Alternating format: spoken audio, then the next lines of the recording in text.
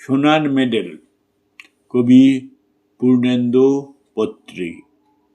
বাবু মশাইরা, গাঙ্গেরাম থেকে ধুলা মাটি গসতে গসতে আপনাদের কাছে এসেছি।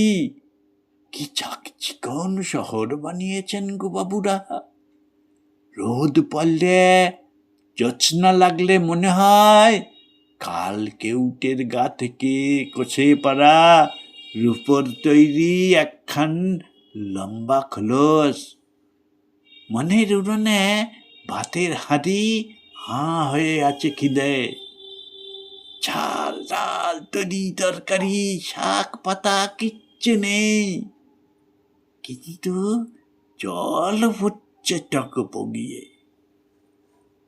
বাবু মশাইরা, লোকে বলেছিল ভালুকের নাচ দেখালে আপনারা নাকি পয়সা দেন।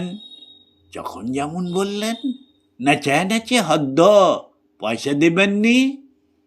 লোকে বলেছিল বানুমতির খেল দেখালে আপনারা নাকি সোনার মেডেল দেন।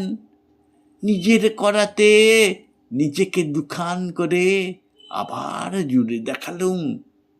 আকাশ থেকে সোনালি পাখির ডিম পেড়ে আপনাদের ভেজে খাওয়ালুম গরম অমলেট।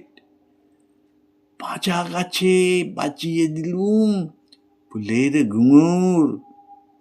সোনার মেডেল দিবেননি? বাবু মশাইরা, সেই ল্যাংটো বেলা থেকে বড় শখ। ঘরে ফিরব বুকে সোনার মেডেল টাঙিয়ে, আর বউ বাচ্চাদের মুখে ফাটা কাপাস তুলার হাসি পেটিয়ে বলবো, দেখিস আমি মারা গেলে আমার গা থেকে গজাবে চন্দন গন্ধের বন। সোনার মেডেল দিবেননি বাবু মশাইরা? সোনার মেডেল?